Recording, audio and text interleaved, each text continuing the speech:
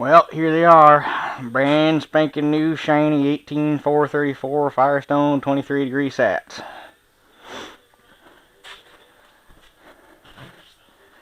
I love the way them tires look.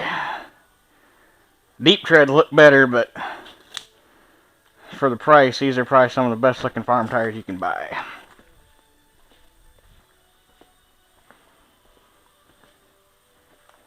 And the rims are pretty much ready to go. I got them sealed up. I was going to use RTV, but I ended up using Flex Seal. And then I got that hole's plugged. I got the valve stems in the other holes. I put bead sealer on those before I put them in, so they shouldn't leak, hopefully. And then while I'm waiting for all that stuff to tack up so we can start mounting tires, I'm chasing out the holes in the centers.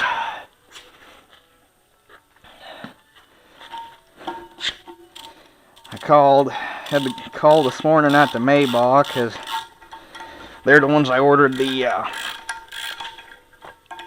new studs from. And apparently, because I didn't get them ordered till toward the end of the day, and apparently whoever was working shipping that day must have been in a hurry to get home because I ordered 16 and I only sent 12, so they were going to get those shipped out this morning, and so they should be here tomorrow, but that's no big deal because I can still get the tires and everything on the tractor.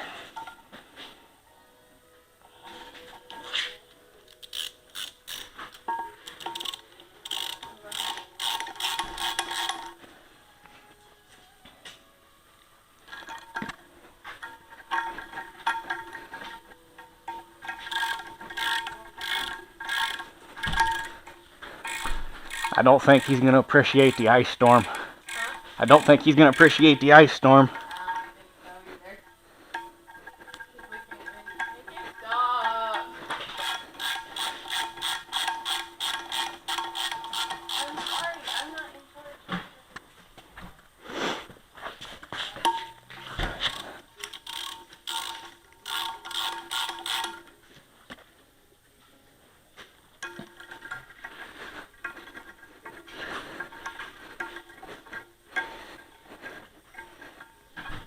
And we got one heck of a weather swing right now. We got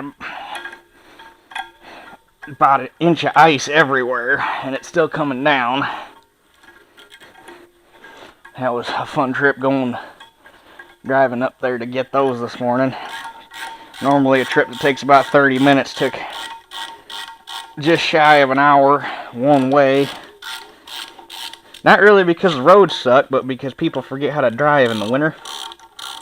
And I couldn't get up above about 35 miles an hour, which was stupid because the roads aren't really that bad. Because it's not like a sheet of ice. I mean, you look outside, you swear to God it snowed. It's real grainy, so traction isn't even an issue.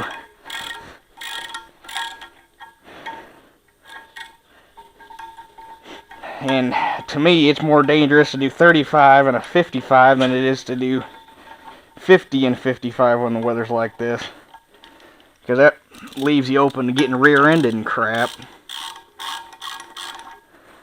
especially in some of the hills we got around here. They're blind hills.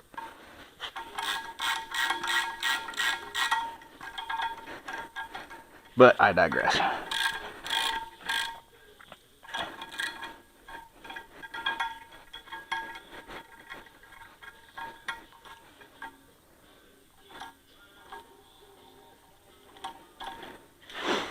Alright, that one's done.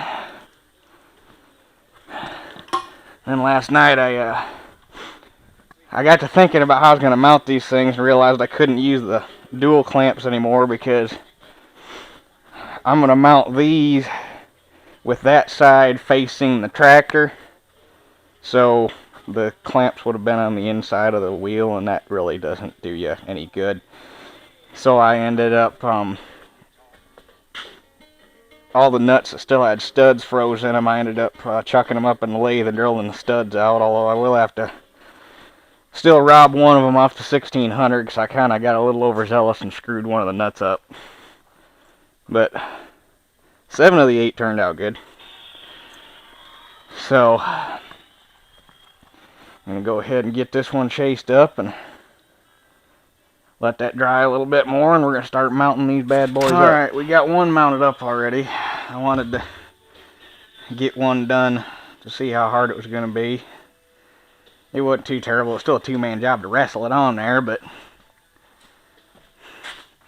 And I got to make sure I'm putting this one on in the right direction. With that one. Valve stem laying up. Treads going in that direction.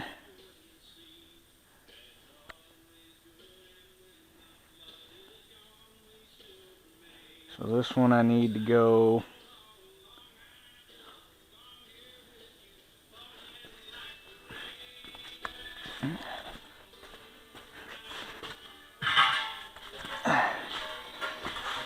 I want to make sure I get this right, because that would suck.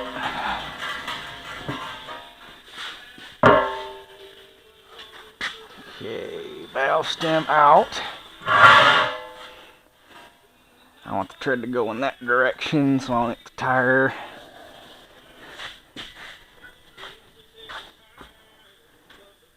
That way.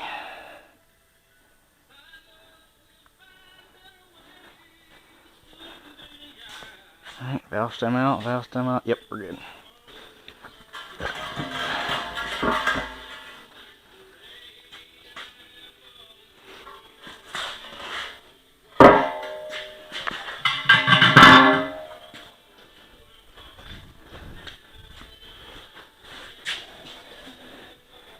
Guess that would really suck to have to dismount this thing just to flip the tire around.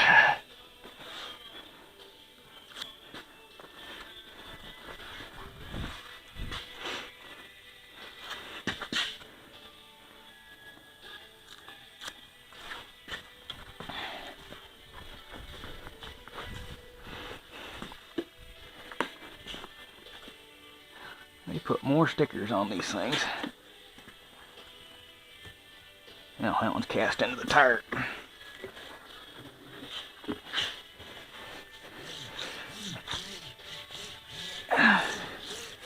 Best tire mounting device ever invented, Dawn dish soap.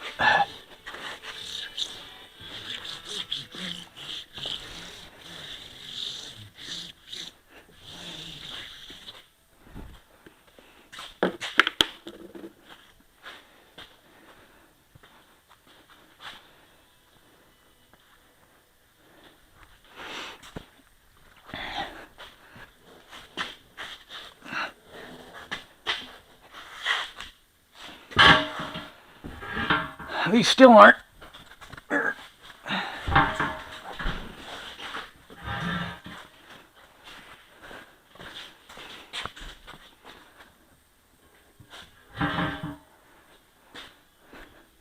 What? Valve stem's up and the valve stem's out there, so if you stand this one up, the tread's gonna be going in that direction instead of this direction.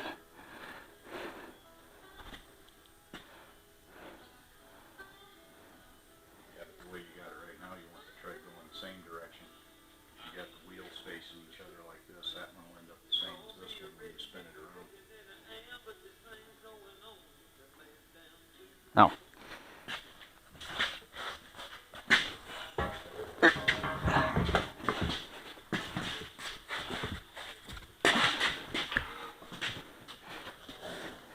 I already got that side soaked, so I'll just flip the rim over.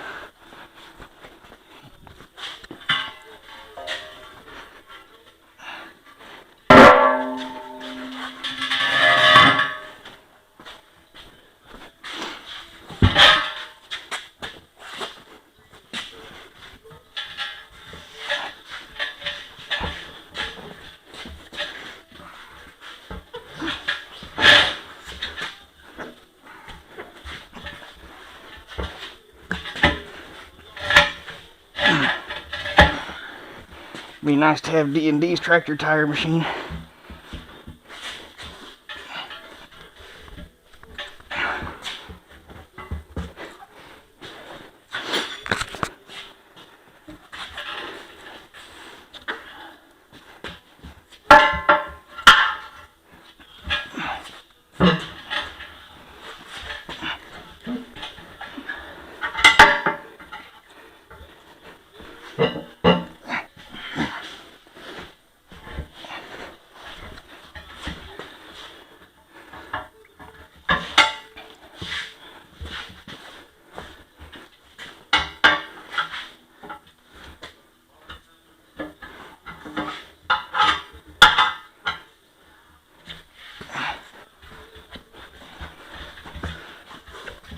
smaller bite.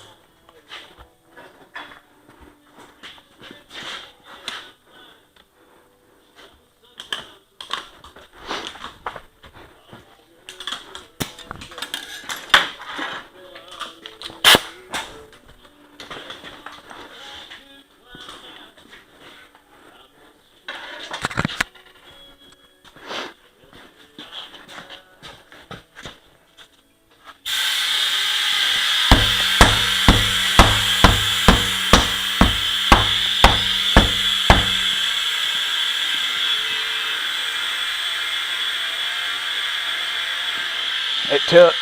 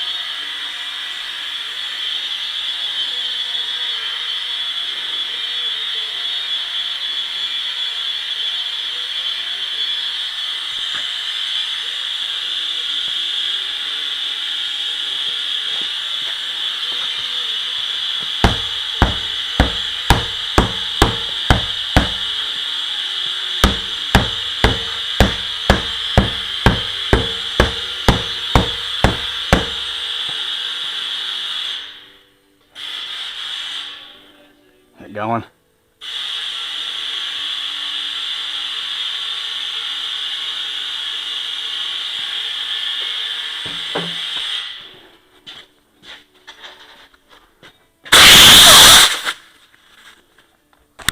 Alright, got both tires mounted up.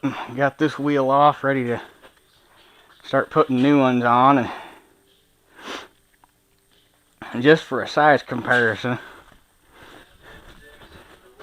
and how much better this tractor is going to look. Okay, see that? This side of the tractor's actually still got to go up some because the axle's not in the center of the tire. Okay, see that? Look at that. Man tire, wimpy tire.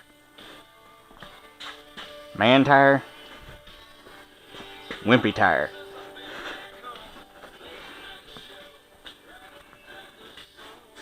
We get this one up, because I'm only going to do one at a time. We get this one tightened up and everything on the axle. I'm going to measure it just to see how much higher it actually raised the tractor up. But it's sitting level now, so it raised it up a lot. Alright, this was a trick.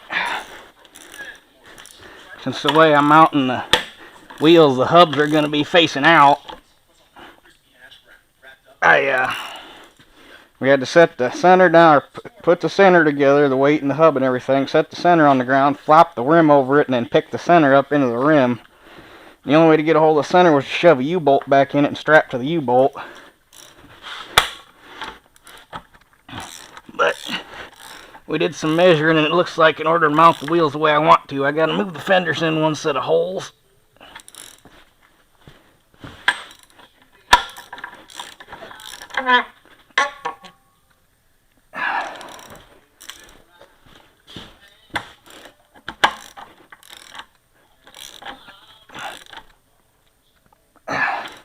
And I got to leave 2 studs out each side, since Mayball screwed up and didn't send all of them. And they should, like I said, should be here sometime tomorrow afternoon, and won't be hard to slap them things in there, but for now this will work. Alright, get this fender slid in, and then should be ready to put the wheel on. Huh. I guess it don't work that way on this. On my 19, you could put an extension up through here to get a socket on that nut, but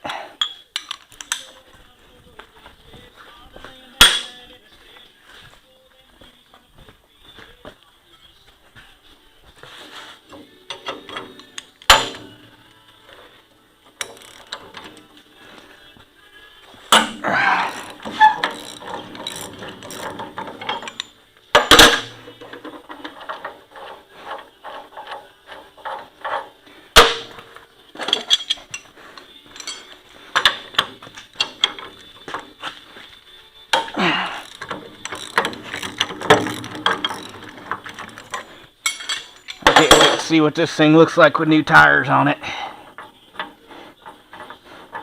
Said I'm a when it comes, I think that tractor tires are kind of like shoes. If you gotta live with them for a while, so you best choose ones that you think actually look decent. And tires really make the look of the tractor, so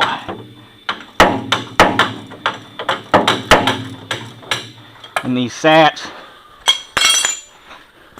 I've seen them on enough tractors. I really like the way they look on the Olivers, or really any tractor from the 60s and 70s for that matter. Oh, okay. But I mean, you go to a show like Ran Tool, that's basically a Firestone commercial. Because you can't hardly throw a rock down there without hitting the tractor. It's got a set of these on it.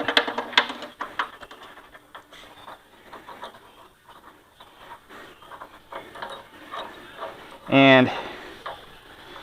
comes to older tractors like the fleet lines and stuff, I still think that the old Field and Roads are the best looking tires on those, but unfortunately Firestone discontinued the Field and Roads, and now all their farm tires, or I shouldn't say all their farm tires, but the old Field and Road, like what's on my 66 and the 77, now has that style of tread on it. So, I mean, it don't look terrible, but you get used to seeing things one way forever, and they go and change it up. It takes a little while to get used to the new, or get used to seeing a different kind of tire on there.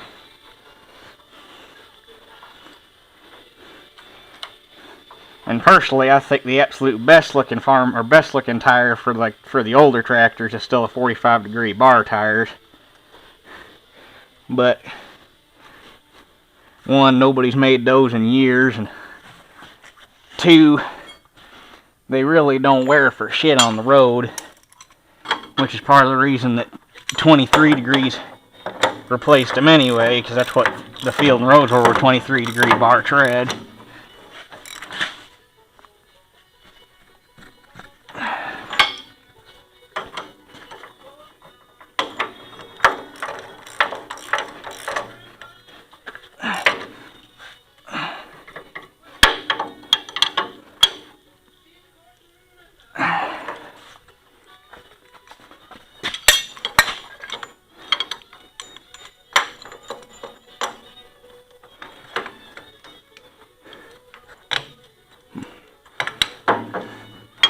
Bit of an issue. One of these days need to redo the light harness on this tractor too. Of course, one of these days this tractor needs to get repainted. But it's a work tractor, and I really am not a big fan of painting work tractors, because you put all that money into a paint job and then you go out and scratch it. And I'm also not a big fan of throwing a 50-50 paint job on it, which, for any of you who don't know what that means, it's a paint job that looks good from 50 feet or 50 mile an hour. And I don't want to put a paint job like that on it either, so, I mean, for now, I don't think she looks too bad for 50-something odd year old tractor. She's still kicking. And I'll put her up against any trailer queen any day of the week. Especially now that she got new shoes. Well, this side's done. That was a project. But I measured it, and it picked the back end of that tractor out 4 inches, and now it's actually kind of going downhill.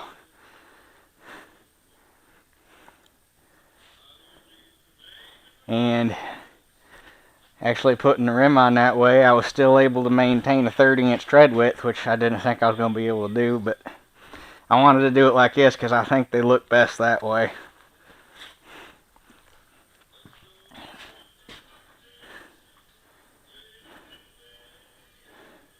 That thing looks like a whole different tractor with them big meats on there now. Kind of curious to see how much faster it'll go down the road.